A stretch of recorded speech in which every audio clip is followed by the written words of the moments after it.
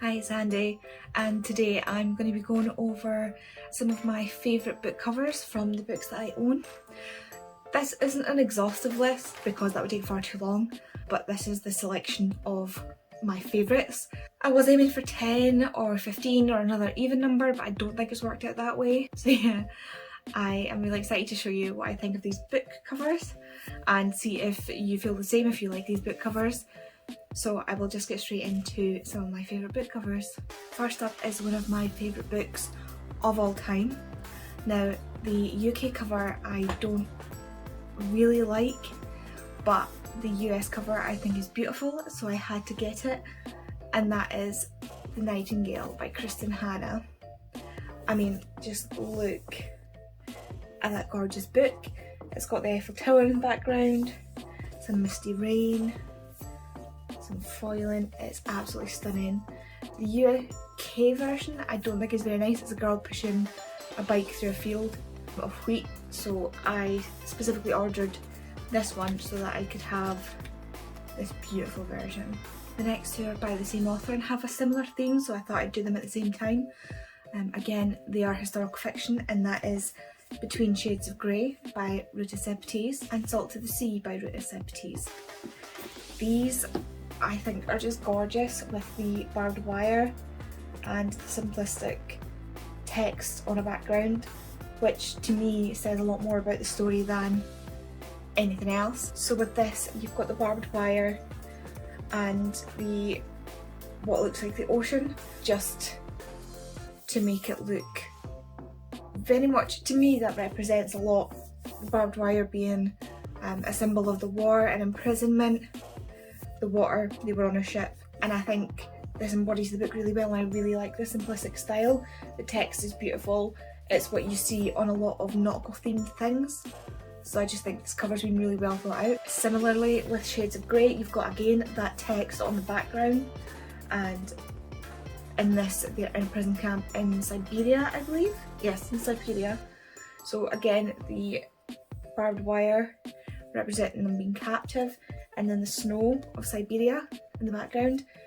And this to me shows the hope that the character pulls through. I don't know why, I just really love this simplistic style of cover. I think it's beautiful, and I think it tells the story when you look at the book, so you know what you're getting into. This text as well I think has been really well chosen, because it looks very much, it is typewriter font, so it's very much what would have been used for these orders to imprison these people. So yeah, I think whoever designs the covers for Ruta Sepetys has done a fantastic job. Next are some covers that are really quite bright and lovely, and I love the fact that they're bright. The first of which is The Black Flamingo by Dean Atta. And I'm really sorry, but I think the UK cover is the best cover.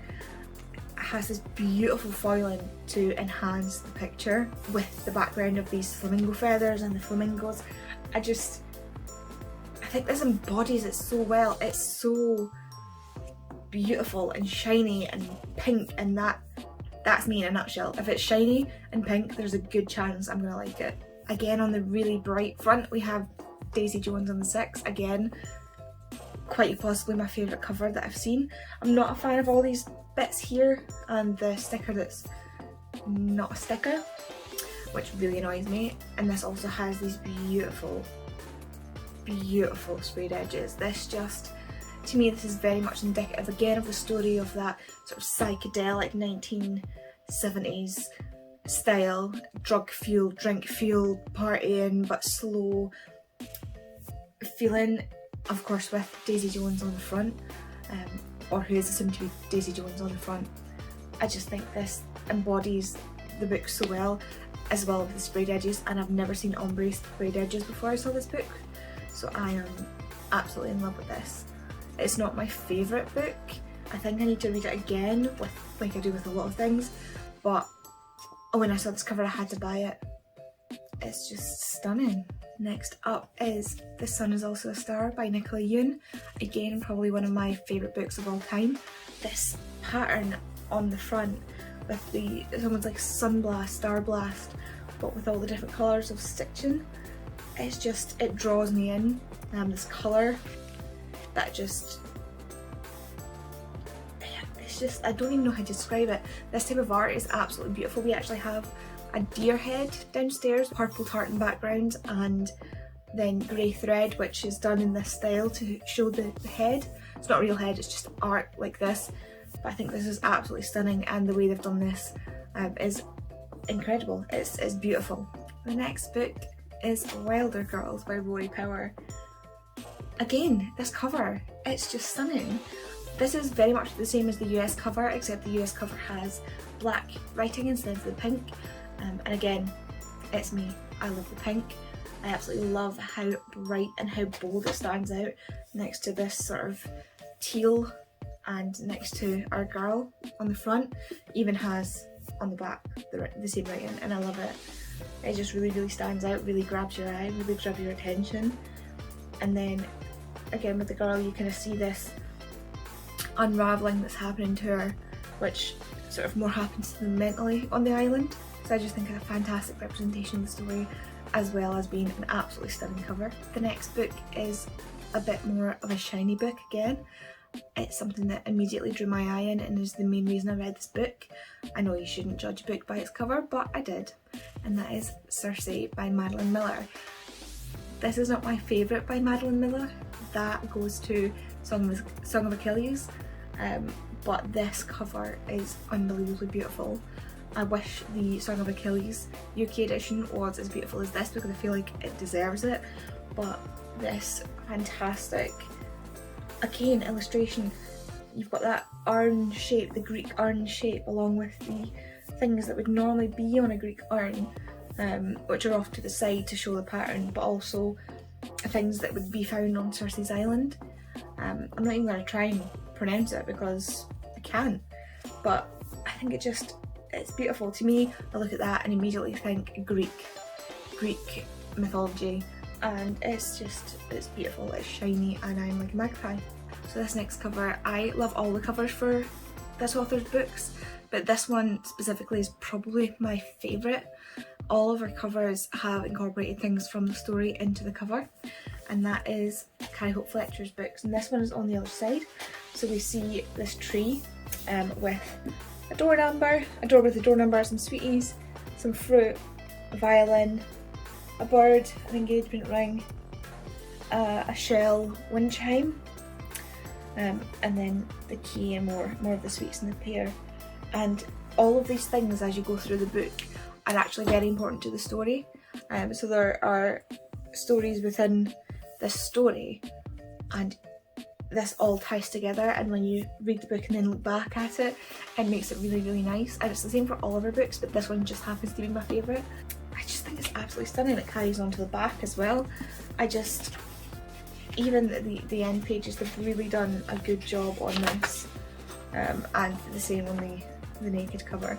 So it gives you a sense of, it gives you a hint of what is in the story without actually giving the story away, and it gives you something to look back on once you've actually read the story. The next two are books that are done in the same style, although they are not by the same author or by the same publisher or by the same imprint, anything like that. They just seem to have the same style, and it's a style that I seem to really, really like, and that is The Colour Purple and The Perks of Being a Wallflower. So as you can see, both of these have the face sort of silhouette with the lettering on the inside, and then with The Colour Purple there's the detail of the wheatgrass on the outside of it. Obviously the colour purple being purple, given the title, and then just the simplicity of the way it's been done. I just really, really like this effect. I think it's beautiful. Funnily enough, neither of these books were favourites. This one certainly not. I have discovered recently that I just do not like books in letter format. This one is a bit hard for me to understand as well, because it was written in vernacular that I'm not familiar with, so this one I think deserves a reread to get the full, the full whack out of it. But from my first read of it, I really enjoyed it, and I thought it was really important, and I really think this needs a reread for me to fully understand it, to fully appreciate it. This one not so much. I really like the film, not a fan really of the book, but this is such a beautiful cover that I don't want to get rid of it. and it's just such a beautiful style. The next two, again, it's like I said with Carrie Hope Fletcher's books. I love really all of the covers for this author's books, and they're only getting better, but these two in particular are my favourites, and that is The Red Scrolls of Magic and The Lost Book of the White by Cassandra Clare. I absolutely love Malik. Magnus is probably my favourite character in all of the Shadowhunter books, but specifically Magnus and Alec together, I absolutely love them.